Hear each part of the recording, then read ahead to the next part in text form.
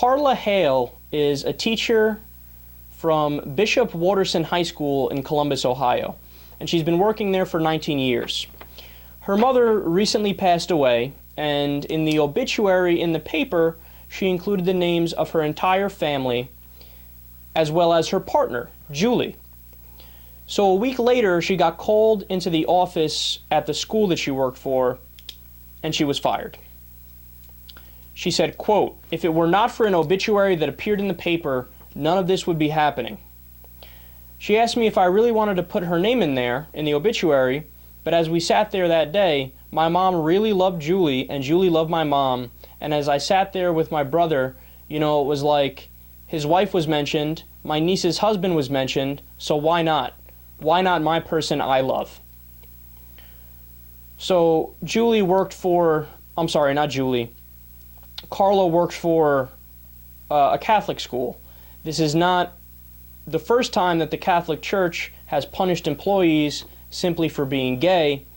Last year, for example, a music teacher in Missouri and a music director in North Carolina were fired for planning weddings with their same-sex partners. And it turns out that in Columbus, they have a non-discrimination protection clause that's already in law.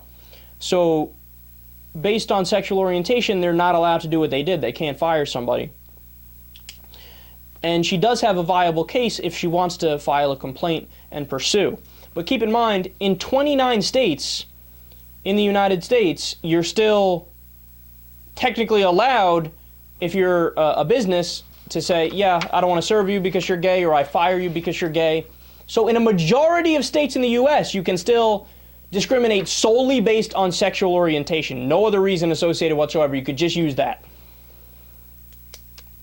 Man, I sat down and I tried to think this through more thoroughly to really try to explain to people who might disagree why it is that they're so wrong on this. And a whole bunch of different reasons popped into my head. But you need to understand something.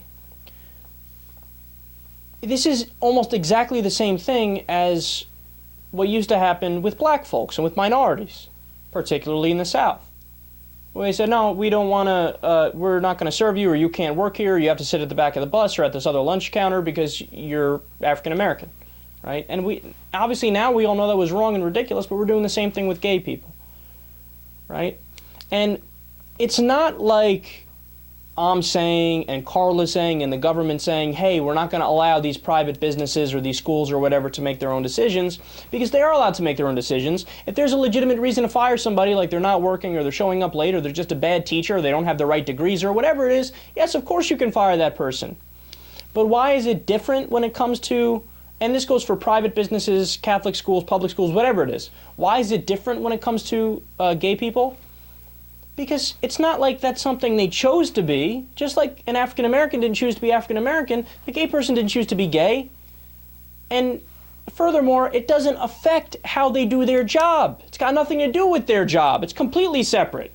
I mean, it's as arbitrary as saying, we are going to fire you because you eat ham sandwiches. Okay, well, that person likes ham sandwiches. They can't help that. That's what they eat. They just enjoy it.